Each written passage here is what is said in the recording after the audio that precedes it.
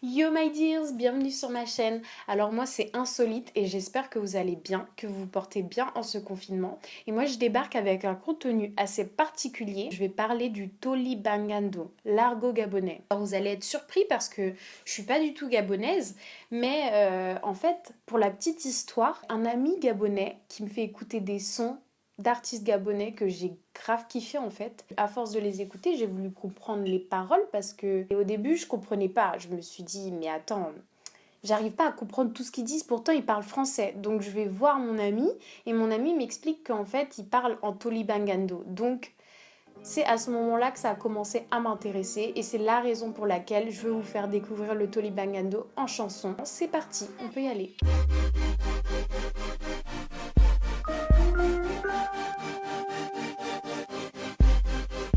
Avant de commencer quoi que ce soit, je veux vraiment vous demander d'aller liker en masse cette vidéo et également de vous abonner si ce n'est toujours pas fait. Ça y est, on peut enfin commencer. Avant de rentrer dans le vif du sujet, qui est d'apprendre la langue en chanson, je veux d'abord que vous sachiez qu'est-ce que c'est exactement que le Tolibangando.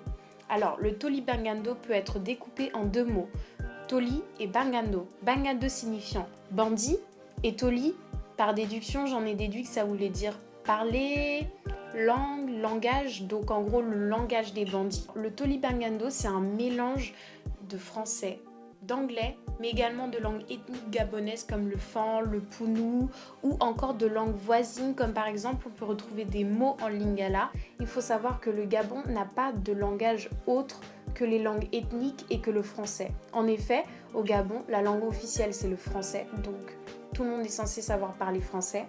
Et de l'autre côté, il y a les langages ethniques comme le fan, le pounou ou encore le batéké. Je crois qu'il y a même des batékés au Gabon. Le Tolibangando fait un peu office de langue, même si c'est un slang en fait. Bon, mais vu que le Tolibangando c'est le langage des bandits, on peut quand même se demander c'est quoi un bandit?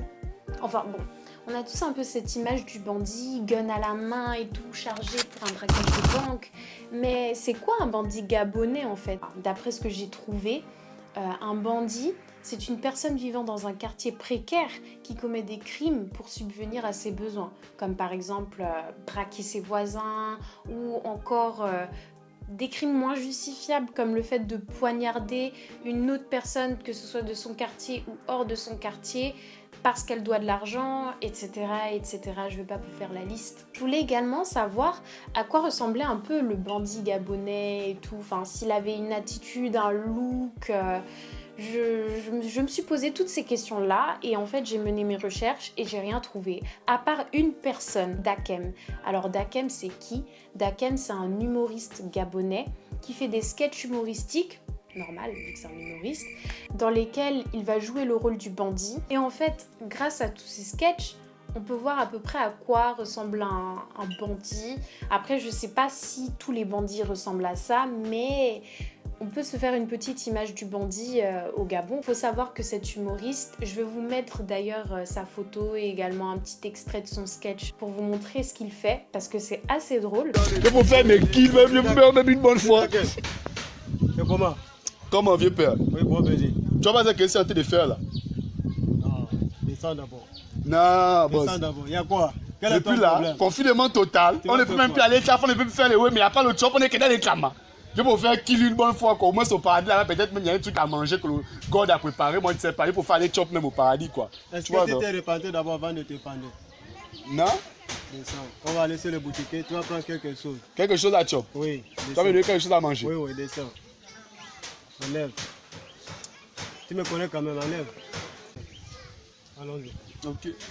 Ah, Cet humoriste, en fait, il a percé en 2019. Mais je pense qu'il avait déjà fait plein de sketchs auparavant.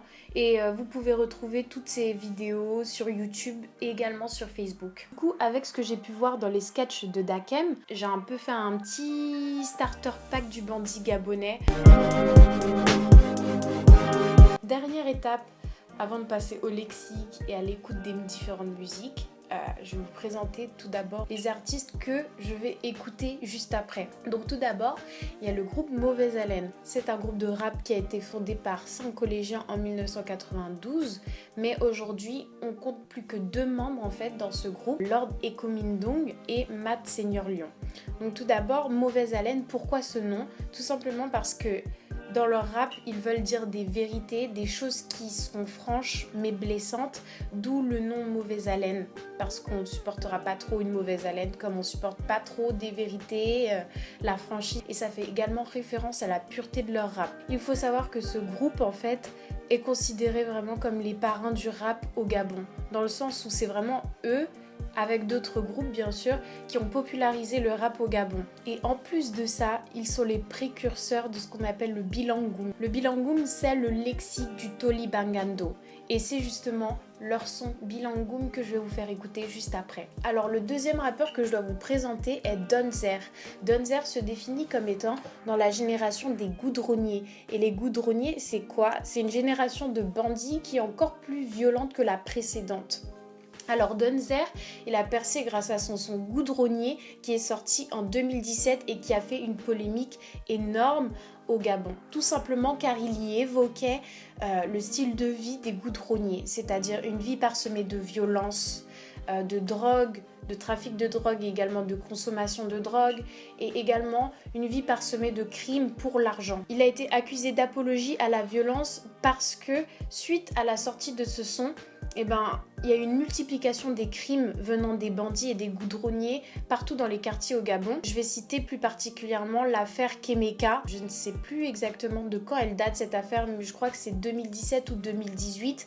Et dans cette affaire, c'est juste un crime au poignard que Kemeka aurait commis sur un jeune qui s'appelle Roméo. Donc ce funeste incident a été l'excuse que les autorités et également beaucoup de personnes au Gabon ont pris pour accuser Donzer de faire l'apologie au banditisme, alors que, du moins de mon point de vue, je pense que Donzer, il a juste voulu faire comme tous les rappeurs, c'est-à-dire dénoncer une réalité qui se passe, et ici plus particulièrement dénoncer les conditions de vie précaires que les goudronniers et les autres personnes en fait vivant dans les quartiers défavorisés vivent. Heureusement pour lui, son son a été validé tout de même et reste populaire auprès des Gabonais, ce qui lui a permis de continuer avec d'autres sons comme par exemple Massama ou encore Gosego, 2 sons que je vais vous faire écouter tout de suite. En tout cas, j'ai décidé de ne pas trop m'étendre sur le sujet des 2 artistes Donzer et Mauvaise Haleine pour la simple et bonne raison que si vous êtes intéressé par le rap gabonais, africain et également le rap venant de Corée du Sud, j'ai une chaîne que je peux vous proposer en lien dans ma description, c'est la chaîne Crack Flow. On va enfin pouvoir passer au lexique que je vais vous présenter devant vous, et s'il vous plaît, je vous demande une chose, c'est de mettre en pause la vidéo lorsque vous aurez le lexique sous les yeux. Comme ça, vous prenez en photo le lexique ou alors vous réécrivez les mots du lexique. Ça va vous permettre de mieux comprendre les chansons qui vont passer.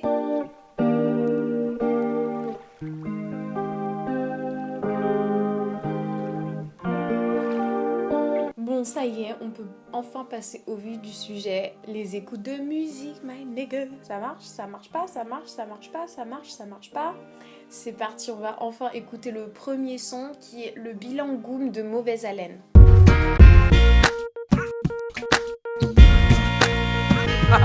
Hey, est-ce que tu know le Tolibangando? Et ça, c'est le Tolibangando.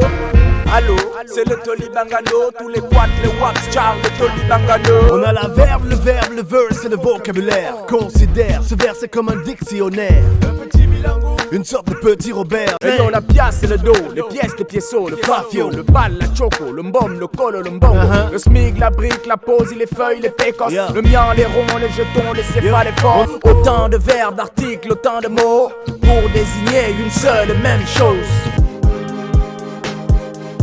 Faire écouter les sons vraiment passage par passage, je peux pas tout prendre sinon ce serait trop long. Pour commencer avec le son Le Bilangoum, ce son est vraiment très intéressant parce que il peut être résumé en une seule phrase qui est dans le son lui-même. autant de verbes, autant d'articles, autant de mots pour désigner une seule et même chose. Et c'est exactement ce qui se passe avec l'argot, dans le sens où on utilise plein de mots pour désigner un seul truc. Je vais vous traduire vite fait le refrain. Donc, est-ce que tu know le tolibangando? Est-ce que tu connais? Et ça, c'est le tolibangando. Allo, c'est le tolibangando. Tout squat les waps, Charles le tolibangando. Donc, quat et waps signifie quartier.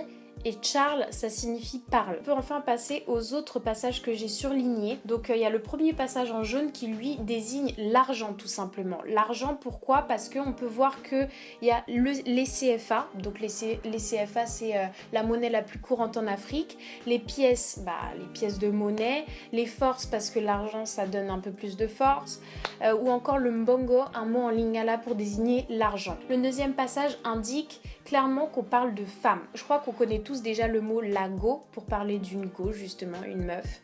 Et ces mots, ils vont être utilisés selon les contextes. Par exemple, la frangine dans un contexte plus amical. Et le troisième passage en vert, il va désigner la drogue. Il va désigner ce qu'on peut fumer dans un joint. Donc par exemple, on voit le stick. Le stick, on a tendance à appeler des fois les joints les sticks. Le tabac Congo, parce que le Congo livrait pas mal de drogue justement au Gabon. On peut passer au dernier passage qui est le passage en bleu. Donc là, on va vraiment parler des bandits, mais des durs à cuire, c'est-à-dire des vrais durs. Par exemple, vous dites un dur à cuire, un caïd, un boss. Chez nous, c'est le big, le jig, le ndo, le ndos. Et le ndos, c'est vraiment le chef des bandits. Et ce qui est pratique avec le bilangoum, en fait, c'est qu'il énumère vraiment tous les mots un par un. Donc du coup, il n'y a aucun mystère sur la signification de chaque mot. Et c'est ça qui est vraiment lisible, en tout cas. Allez, maintenant, on va passer au deuxième son qui est Go C'est Go de Donzer. Si, le trafic, hop, à bord de l'Uri. Lève-toi et cours, la vie d'un maillot c'est la sueur. Océan perpète, on garde le doigt sur la gâchette. La loi je te respecte, mais ne me manque pas de respect. Joueur, oh c'est beau, oh c'est beau, scanner, oh c'est beau, Olofi, oh c'est beau, Jana, oh c'est beau, Dapper, oh c'est beau, l'agent, oh c'est beau, si, un tout pour la vitesse. Je vous laisse vraiment mettre pause sur la vidéo pour bien lire les traductions. On peut retenir 3 éléments de ce passage-là. Premièrement, le goudronnier, il a un lifestyle houleux, c'est-à-dire que son lifestyle est très rythmé, très rapide, il doit se démener pour trouver l'argent, en dealant de la drogue, en faisant des services la nuit. Il n'a pas trop le temps de se reposer et en plus de ça, il est un peu victime des interpellations des policiers et également des plus haut placés. Ce qu'on peut retenir également, c'est que le goudronnier priorise l'argent à l'amour. Donc à un moment, Donzer fait référence au fait qu'il aime une go, mais que c'est pas possible parce que d'abord, il faut qu'il priorise sa situation financière. Donc il faut qu'il trouve de l'argent concrètement. Et troisièmement, un goudronnier aime se saper. Il a l'amour du style. Et Donzer y fait référence lorsqu'il parle de brûler les contrefaçons made in China. Concrètement, il n'y a rien d'autre à dire que ça, quoi. Quand on n'aime pas les contrefaçons, c'est qu'on aime la marque. Et quand on aime la marque, c'est qu'on aime la sape. Bon, ça y est, maintenant, on peut passer au troisième et dernier son. C'est le son Masama de NJ Bling en featuring avec Donzer. Sadam what the fuck up, wesh. Aya Sabizango. Interpellation dans le Yuma. Monsieur l'agent veut me boire à grand. Moi j'ai fait la menchana. Bandit et loi ça fait un gata. Le Kinda veut me para. Il knock ma ligne, j'ai le mal à Kunte. Y'a la malinchana. C'est pas pour toi, c'est la danse des goudronniers. C'est pas pour toi, c'est la danse des goudronniers. C'est pas pour toi, c'est la danse des goudronniers. C'est pas pour toi, c'est la danse des goudronniers.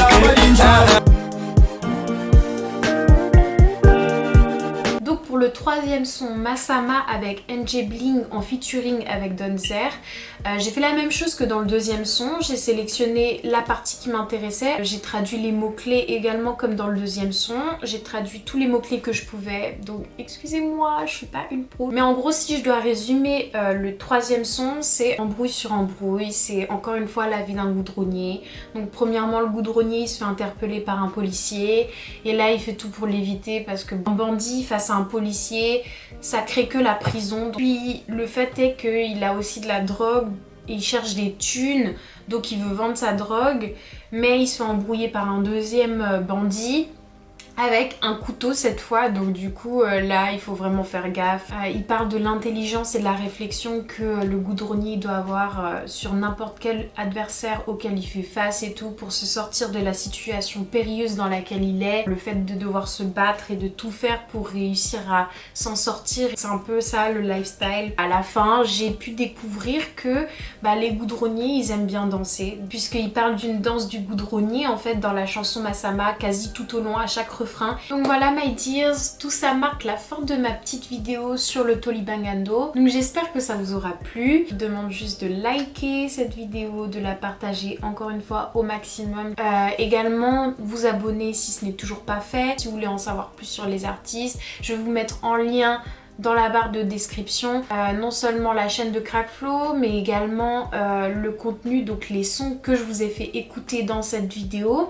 Et également, si j'ai la place, je vais mettre tous les lyrics et les traductions que j'ai pu faire sur chacun des sons. Je vous fais de gros bisous my dears et je vous dis à bientôt pour de nouvelles aventures. Bye bye.